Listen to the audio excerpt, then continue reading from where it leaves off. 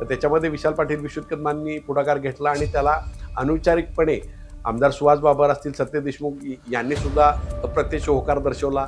त्यानंतर रोहित पाटील हे सुद्धा त्या बैठकीला येणार होते. रोहित पाटलांना एक कार्यक्रम लागल्यामुळं ते येऊ शकले नाहीत. तर त्यामुळं ही अतिशय चांगली कल्पना आहे. अशा प्रकारची कल्पना राबली आणि मग पालकमंत्री चंद्रकांतदादा पाटील किंवा मुख्यमंत्र्यांनी जर ती उचलून धरली तर एक वेगळा पायंडा राज्यामध्ये पडू शकेल. नमस्कार, मी हनुमंत मोहिते, हनुमान या माझ्या यूट्यूब चॅनलवर आपल्या सर्व प्रेक्षकांचं स्वागत आहे. सांगलीमध्ये खासदार विशाल पाटील यांच्या आदेशाखाली नुकतीच एक दिशा समितीची मीटिंग झाली. म्हणजे दिशा समिती असती ही जिल्हा परिषद जिल्हा नियोजनाच्या सारखी समिती असते आणि या समितीचा पदसिद्ध अध्यक्ष हा खासदार असतो. तर या खासदारांच्या मीटिंग ज्या वेळेला झाली त्याच्यामध्ये अनेक अगदी प्रश्न चर्चेला आणि काही प्रश्न सुटले, काही प्रश्न मार्गी लागले.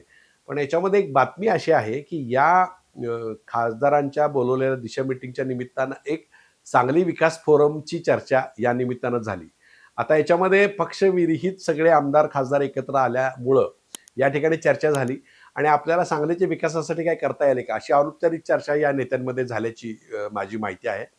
त्याच्यामध्ये अर्थातच त्या मीटिंगचं संयोजन होतं हे अपक्ष खासदार विशाल पाटील यांनी केलेलं होतं. जरी ते अपक्ष सहयोगी काँग्रेसचे सदस्य असले तरी त्यांची नेमणूक किंवा त्यांचं जे सर्टिफिकेट आहे ते अपक्ष आहे. त्यामुळे ते कागदावर तरी लोकसभेचे अपक्ष खासदार आहेत. तर त्या अपक्ष खासदारांनी एक असा प्रस्ताव मांडला की आपण सांगलीच्या विकासासाठी एकत्र येऊ शकतो आणि तसा फोरम करूया. तर त्याच्यामध्ये कोण? तर त्याच्यामध्ये विश्वजित कदम असतील, त्यानंतर मग त्याच्यामध्ये तासगावचे कवठेमहांकाळचे आमदार रोहित पाटील असतील, त्यानंतर शिराळ्याचे आमदार सत्यजित देशमुख असतील आणि खानापूर आटपाडीचे आमदार सुहास बाबर असतील. तर हे दोन आहेत सत्यजित देशमुख आणि सुहास बाबर हे सत्तेतील आमदार आहेत.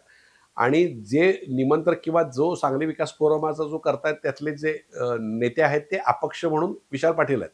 त्यामुळे अपक्षानं बोलवलेल्या निमंत्रणाला यायला बाकीच्यांनी कुणी काही विरोध करण्याचा काही संबंध नाही. आणि त्याच्यामध्ये आणखीन एक नाव आहे ते म्हणजे राष्ट्रवादी अजित पवार गटाचे रोहित पाटील. तर हे सगळे नेते अतिशय तरुण आहेत आणि या सगळ्या तरुण नेत्यांना जिल्ह्याच्या विकासाबद्दलच्या नव्या संकल्पना मांडायच्या आहेत किंवा त्या पूर्ण करून घ्यायच्या आहेत. आपण पाहिलं असेल तर ह्या सगळ्यांना वारसा आहे. म्हणजे वसंतदादांचा वारसा विशाल पाटील घेतात, पताराव कदमांचा वारसा विश्वजित कदम घेतात, आर पाटलांचा वारसा रोहित पाटील घेतात, शिवाजीराव देशमुखांचा वारसा सत्यजित देशमुख घेतात. तर अशा प्रकारचे जे सगळे नेते आहेत तर हे सगळे नेते एकत्र येऊन जिल्ह्याच्या, कारण या सगळ्यांच्या वडिलांनी जिल्ह्याला विकासाला एक गती दिली ही वस्तुस्थिती आहे. म्हणजे आर पाटलांनी दिली आहे, पताराव कदमाने दिली आहे, शिवाजीराव देशमुखांनी दिलेली आहे. तर या सगळ्यांनी वेगवेगळ्या पद्धतीने गती दिलेली आहे. मग आता ह्या सगळ्या पिढीचं एक वेगळं म्हणणं आहे सांगलीच्या विकासाबद्दल, मग शिक्षणाबद्दल, तिथल्या आरोग्य व्यवस्थेबद्दल, त्यांच्या औद्योगिक विकासाबद्दल, त्यानंतर रस्त्यांबद्दल, ग्रामीण रस्तेबद्दल, पाणी पुरवठ्याबद्दल. तर हे सगळ्या विषयावर एक अनौपचारिक चर्चा झाली आणि आपण सांगली विकास फोरम तयार करता येऊ शकतो अशा प्रकारची एक चर्चा झाली. तर त्याच्यामध्ये विशाल पाटील विश्वजित कदमांनी पुढाकार घेतला आणि त्याला अनौपचारिकपणे आमदार सुहास बाबर असतील, सत्य देशमुख यांनी सुद्धा अप्रत्यक्ष होकार दर्शवला. त्यानंतर रोहित पाटील हे सुद्धा त्या बैठकीला येणार होते. रोहित पाटलांना एक कार्यक्रम लागल्यामुळं ते येऊ शकले नाहीत. तर त्यामुळं ही अतिशय चांगली कल्पना आहे. अशा प्रकारची कल्पना राबली आणि मग पालकमंत्री चंद्रकांतदादा पाटील किंवा मुख्यमंत्र्यांनी जर ती उचलून धरली तर एक वेगळा पायंडा राज्यामध्ये पडू शकेल. म्हणजे सांगलीच्या विकासाच्या मुद्द्यावर निदान तुमच्या राजकीय मतभेद विसरून एकत्र आले आणि हा निर्णय जर विशाल पाटील, विश्वजित कदम, त्यानंतर सुहास बाबर, सत्यजित देशमुख आणि रोहित पाटील यांनी घेतला तर तो राज्यासाठी एक वेगळा आदर्श आणि सांगली जिल्ह्यासाठी विकासाचा माइलस्टोन ठरेल असं मत आहे. अर्थात हे जे किती ही चर्चा पुढे जाते का फक्त चर्चा अनौपचारिक चर्चेपुरतं राहते हा विषय आहे. पण परवा दिशाच्या बैठकीत मात्र हे सर्व नेते एकत्र येऊन या नेत्यांनी मिळून जिल्ह्याच्या विकासाची चर्चा केली.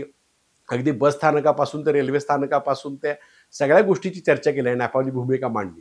त्यामुळे हा जर सांगली विकासाचा फोरमचा विषय पुढे गेला तर एक नक्कीच माइलस्टोन ठरेल असा विश्वास वाटतोय.